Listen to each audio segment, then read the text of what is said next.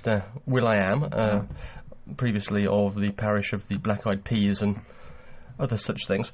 And as we do from time to time when we review albums that are kind of the ones that people are going to be talking about, there is a sense of dread when it comes to listening to them. Yeah. A sense of dread that was to a degree met with this record, it has to be said, although I will kind of say that with some kind of provisos. Whatever you think of him and the music, it has to be said he's obviously a talented producer and can certainly craft things together well.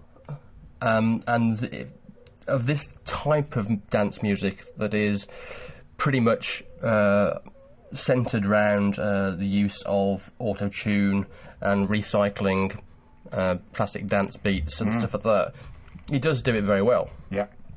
And so whilst quite a bit of this record is monotonous, there are some bits of it that I actually didn't mind. A couple of things near the start. This is Love with Eva somebody. Can't remember who that is. The thing with Britney Spears, funny enough, Scream and Shout, which I actually quite liked. Yeah.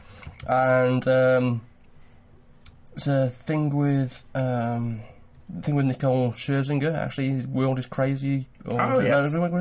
Or Far Away from Home. Yeah. I actually didn't mind either. And, it's alright. And even elsewhere, obviously, you've got ridiculous stuff like geeking and... Quite like that. But the lyrics are quite funny. Yeah. And actually, elsewhere, there's a few good lyrics. I liked it because of the lyrics, I have to admit.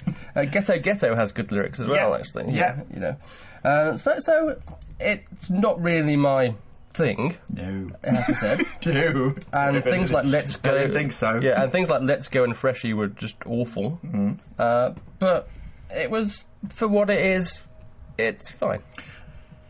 I was quite surprised by this album. I'd go as far... we don't listen to that many albums of this genre, but I'd go as far to say this is my dance album of the year. I actually found it really, really... I don't know. I like you. I went into it with a certain anticipation and trepidation. #willpower. I thought, oh, how appropriate. However, the first 4 tracks in particular just blew me away. It was like Friday night at the club I probably hate going to, but still, it was a really, really uplifting listen. I really enjoyed it. So I think, all right, okay, maybe it's not my dance album of the year, but it's certainly my guilty pleasure of the year. I actually thoroughly enjoyed listening to this record, which has completely bowled me over and knocked all my compasses out of sync. No, really enjoyed this record. Yes, it does sag somewhere in the middle.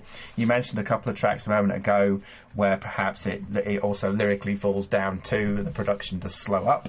However, there are some really great tracks on here. First 4 tracks, definitely. Great times are coming. The World is Crazy. You mentioned Ghetto, Far Away from Home. All really good, banging tunes.